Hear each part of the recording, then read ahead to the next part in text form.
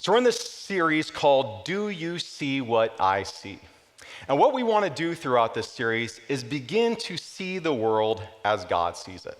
See, we don't want to see the world simply as we see it. We want to be able to take on God's perspective, to look at things from God's eyes. And one of the ways we want to do this is we want to begin looking at the types of questions that God asks people in Scripture. See, sometimes we ask God questions, sometimes hard questions, and that's all right. God's open to our questions. He hears our questions. This is what Parker talked about last week, right? He talked about Job and how Job approached God. And we have to admit that Job asked God some pretty raw questions. If you look at some of the things he asked of God, it's pretty raw, pretty confrontational. And God heard those questions, didn't he? Now, it didn't mean he had to respond to those questions.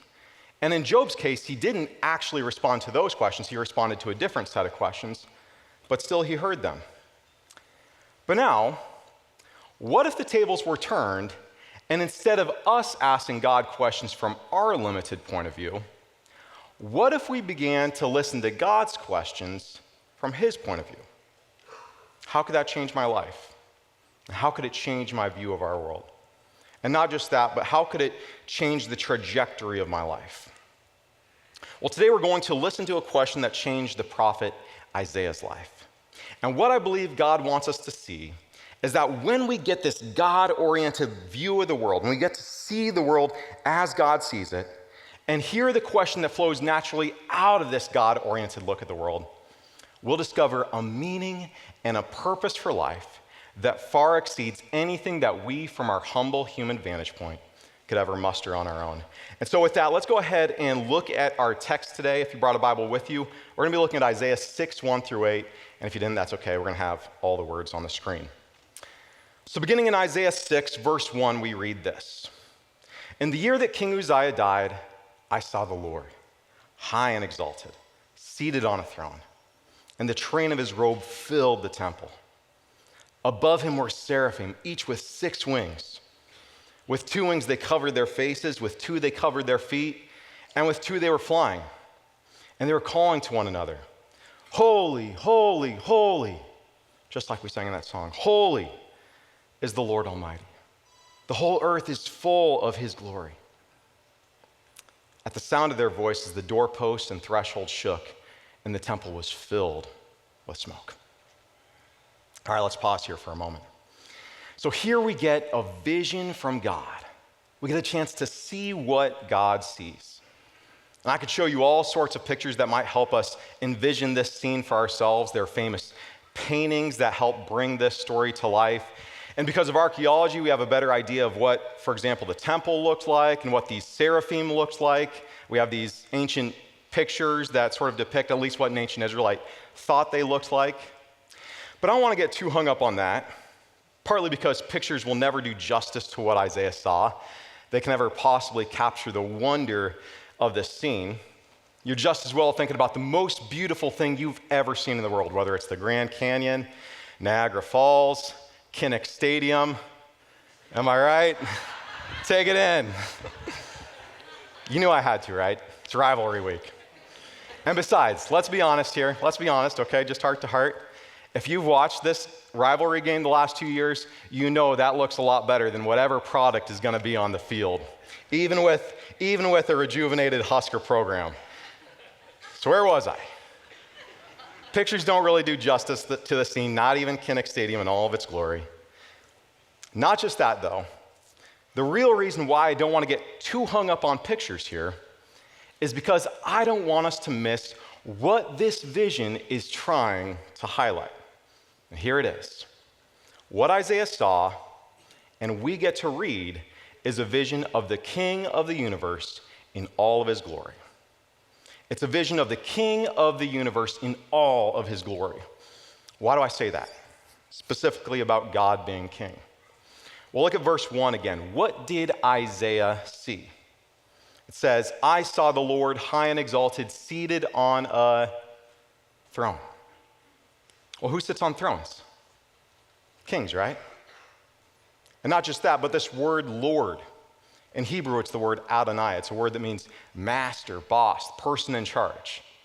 It's a title that's typically applied to kings. And then later on in verse 6, Isaiah says this all pretty explicitly. He says, "My eyes have seen the King."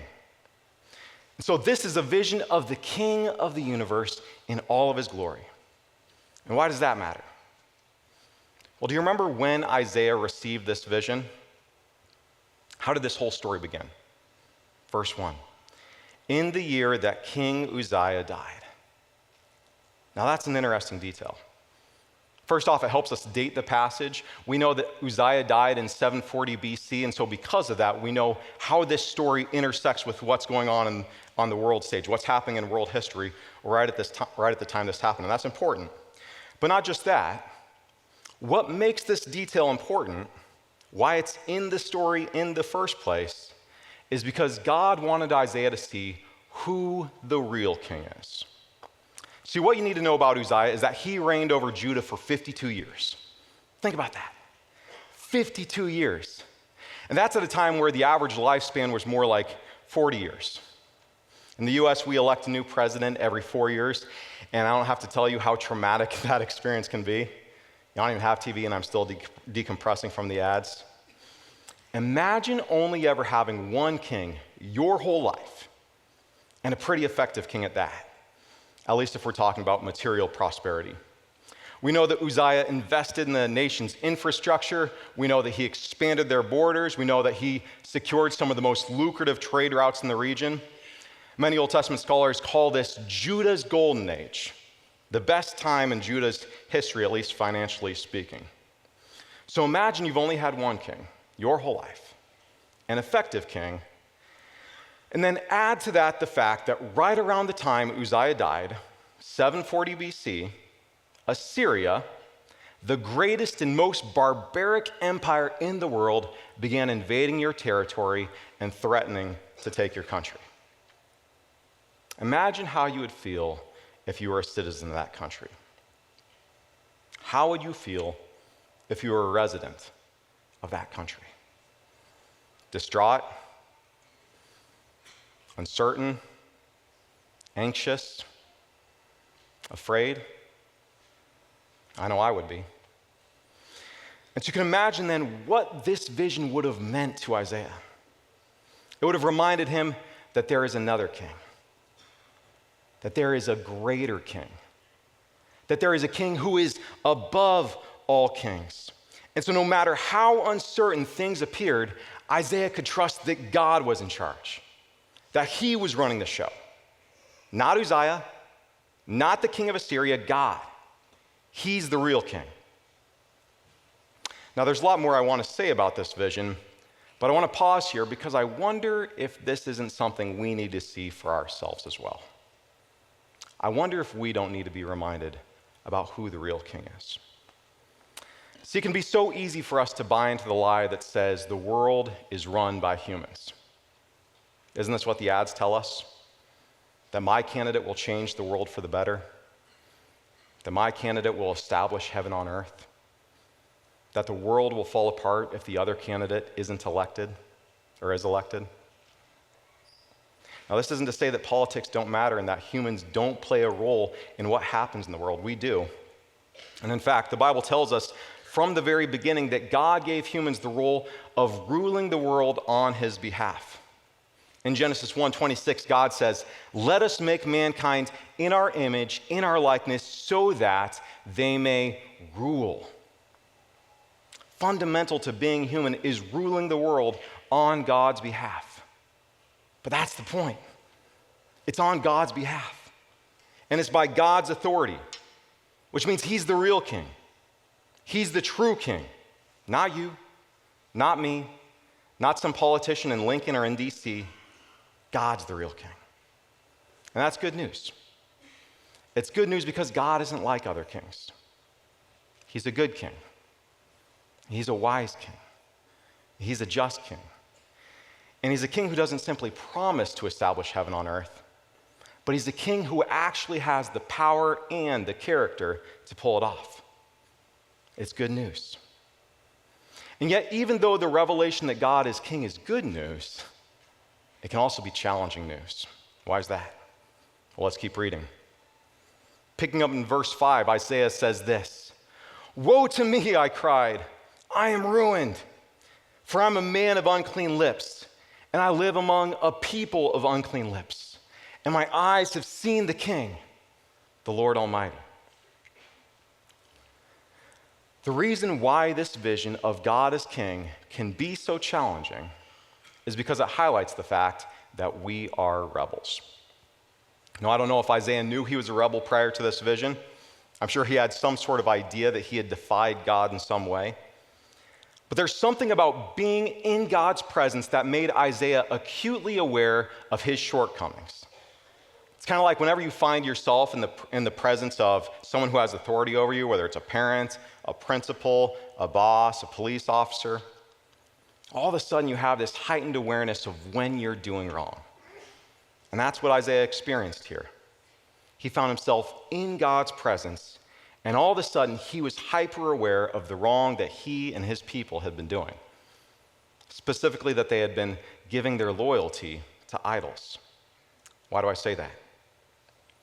Well, there's this idea in the Bible that says you become like what you worship. And if you worship idols, you become like idols. Psalm 135 says this pretty explicitly. It says, "The idols of the nations are silver and gold, made by human hands. They have mouths but cannot speak. They have eyes but cannot see. They have ears but cannot hear, nor is there breath in their mouths.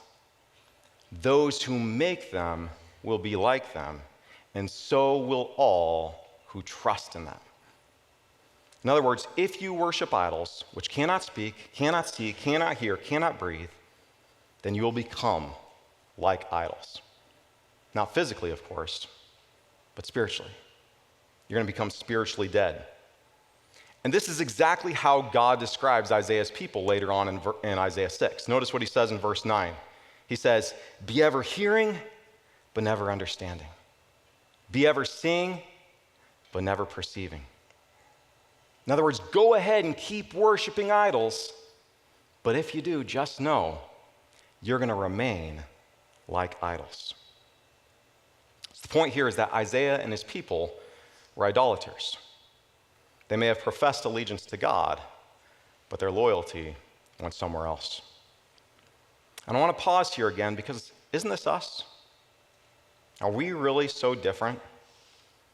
We may not worship wood and stone statues, but don't we also let our love and loyalty go to things that are not God? Think about it. Do you have anything in your life other than God that controls your life, that controls your decisions, that controls your emotions, that consumes all of your attention? If so, there's a good chance you have an idol. There's all sorts of them.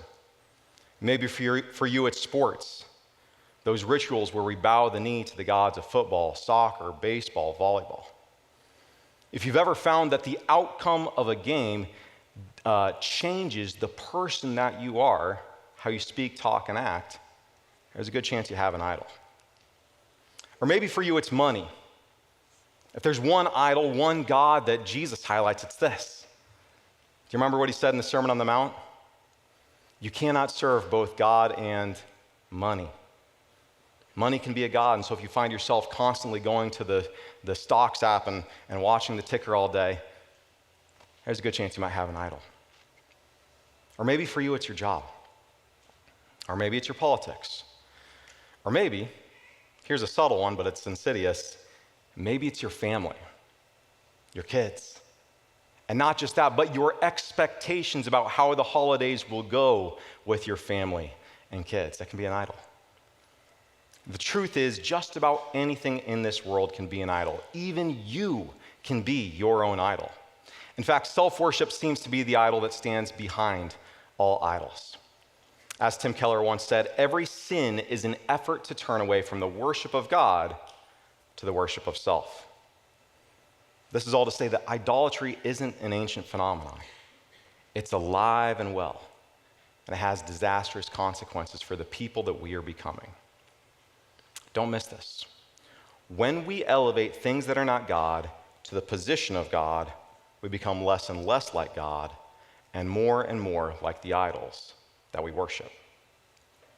But God doesn't want to leave us there. His hope isn't that we live our whole lives in shame and guilt. Notice what happens next in the story. Picking up in verse 6, we read, "Then one of the seraphim flew to me with a live coal in his hand, which he had taken with tongs from the altar. With it he touched my mouth and said, 'See, this has touched your lips. Your guilt is taken away, and your sin atoned for.'" So here God removes Isaiah's guilt. But how exactly does he do that? Well, I think it helps to take a look at the larger cultural context in which this vision occurred. Around this time, there was a well-known ceremony called a mispeh ceremony. Everybody say mispeh with me. Mispeh. It's kind of like what my boys do when they wake up in the middle of the night and they aim for the toilet. Mispeh. Only has nothing to do with going to the bathroom.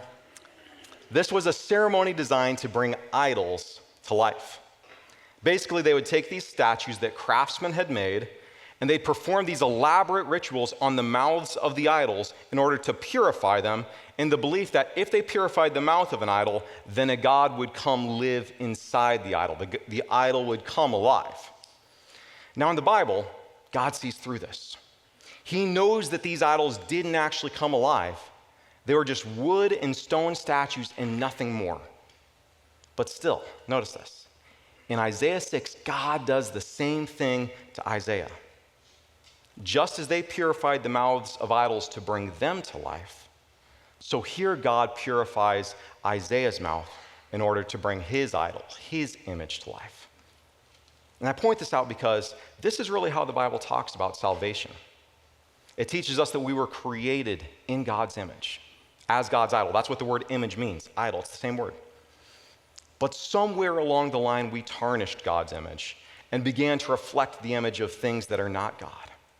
And so ever since, God has been on a mission to restore our image, the image of God in us. And he does this ultimately by uniting us with his perfect image, which is Jesus, his son. As Romans 8:29 says, God knew what he was doing from the very beginning. He decided from the outset to shape the lives of those who love him along the same lines as the life of his son. The son stands first in the line of humanity he restored. We see the original and intended shape of our lives there in him. The point is that God is on a mission to restore us. But why does God want to restore us? Why does God want to save us? Is it because he doesn't want us feeling bad all of our lives? To get over our feelings of shame and regret? Well, I don't think God wants us feeling shame our whole lives, but I also don't think that's the reason why God saves us. The real reason why God saves us, why he restores us, the real reason why he restores anybody in the Bible is because God has a purpose for us. Notice what happens after God saves Isaiah. Verse 8, then I heard the voice of the Lord saying, whom shall I send? And who will go for us? Now notice this. God's not speaking directly to Isaiah. He's speaking to his heavenly council, the angels. But he knows what he's doing. It's kind of like after Thanksgiving dinner when grandma or whoever's hosting the dinner sort of passively, aggressively gets up and says, gee, we sure got a big mess in our hands, don't we? You know how it is where they sort of subtly hint that they could use some help? Well, that's what God is doing here. He asked the angels, whom shall I send and who will go for us? But we have to remember that he gave the vision to Isaiah. It's not like he didn't think that Isaiah would be listening along. He knew. Rather, he was hoping and expecting that now that Isaiah had seen a vision of the true king of the universe and had become aware of his own rebellion, but was given grace from God and was restored to life, God's hope and expectation was that Isaiah would respond to the question, whom shall I send and who will go for us, with the only response appropriate for such a question in light of such a vision, which Isaiah does when he says, here am I, send me. Here am I, send me. When you get a vision like this, when you see what God sees, there is no other response. You can't give another answer. I mean, you can. God doesn't force your hand any more than he forced Isaiah's. I suppose it might be possible for you to see a vision like this, see the true King of the universe, recognize your own rebellion, receive the grace of God, and then respond some other way. Pretty busy right now. Got a lot going on with work and the kids' schedules. Maybe just check back in a couple of weeks. We could respond like this, I suppose, but I can tell you for certain, it's not the response God's hoping for. It's not the response God saved you for. God didn't save you so you could feel better about yourself and get on with your life. No, God saved you for the sake of the world. I remember when this first clicked for me, like a lot of you, I grew up in a Christian home. Went to church my whole life, went to church every Sunday, and God was always part of my life. But that's really all that God was, just a part of my life. He was never really king over my life. It's like I had all these different boxes. I had my space for God right here. I'd go to church on Sundays and, worship God and things like that. But then I had my space for sports, and I had my space for music, and I had my space for 4-H, and whatever it was that a kid did in small town Iowa. But then one day, I was 15 years old, riding on a bus with a group called New Way Singers. Some of you will know what I'm talking about. Anybody know what I'm talking about? The snaps? Okay. I'm alone here. It's all right. I was riding on a bus. And I just had this moment looking out the window after a week of worshiping around the Midwest with this choir that would go lead worship at church. I had this moment where it was almost as if I heard God say, "Don't you realize I have so much more for your life? Don't you realize I have a bigger plan for your life than you would ever make for yourself?" Now, it wasn't like I heard God audibly. I didn't hear God audibly speak. I've never actually heard God out loud, just to be clear.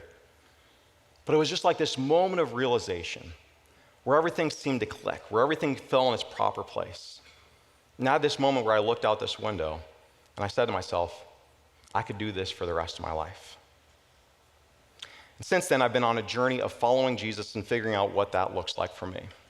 And for me, it's looked like going to school for way too long and working jobs in churches that usually have people saying, "So what do you do around here?"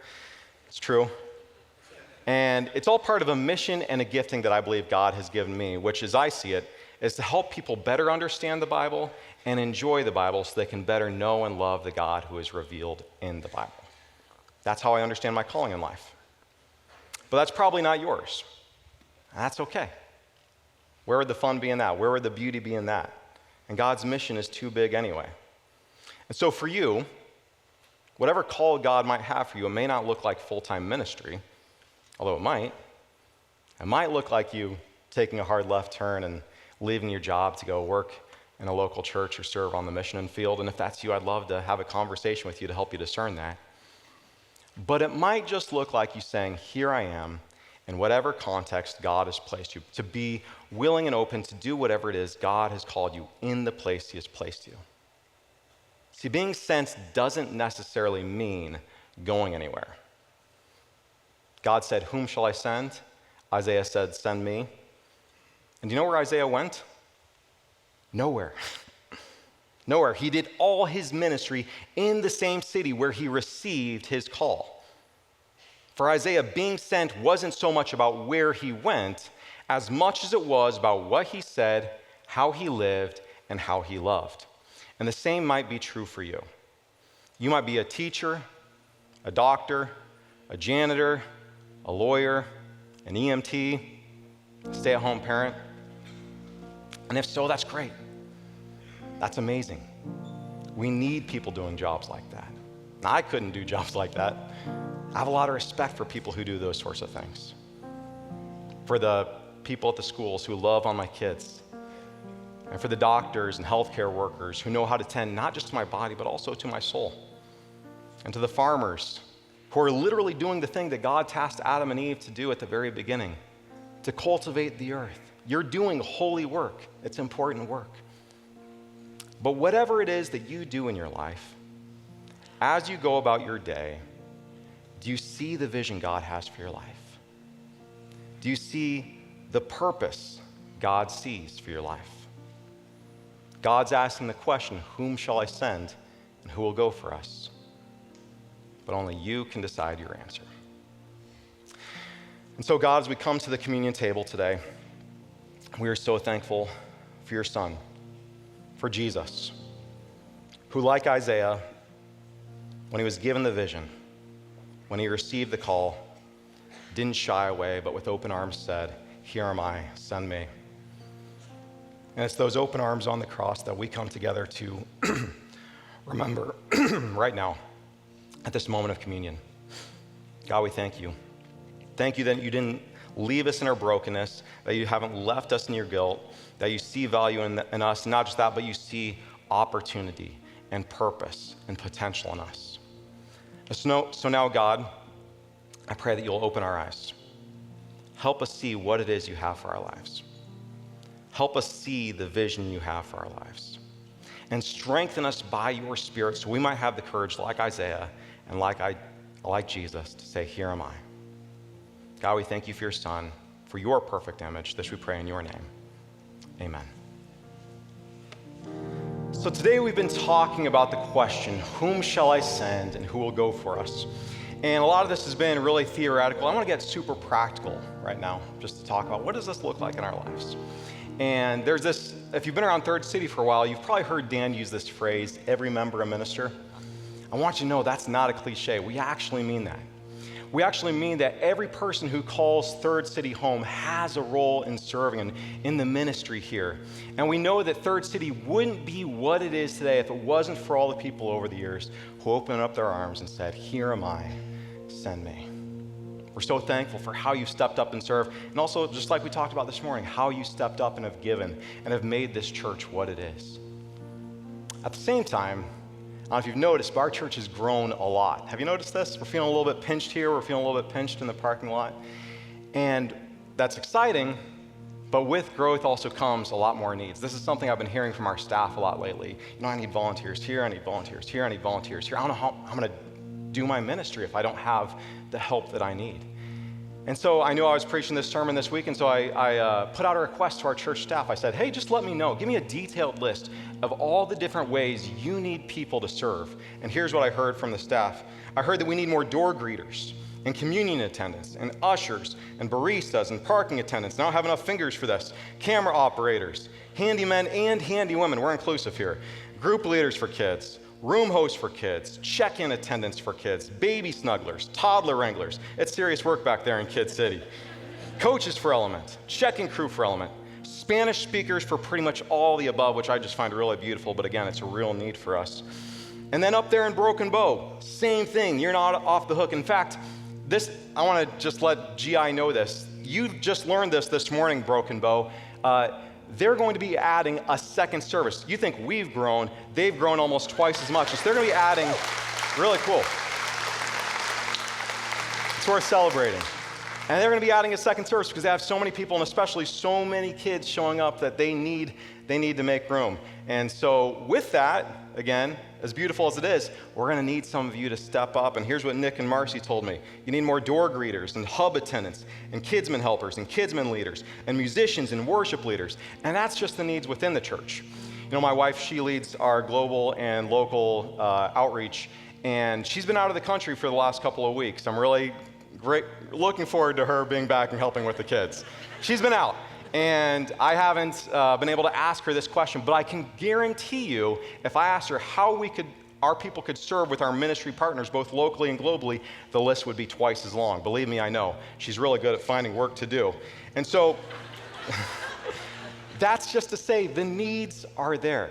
The needs are there. And somewhere in there, there's a way that you can take your gifting and your passions in order to meet the need. And I don't ask you this simply because there are needs, although there are.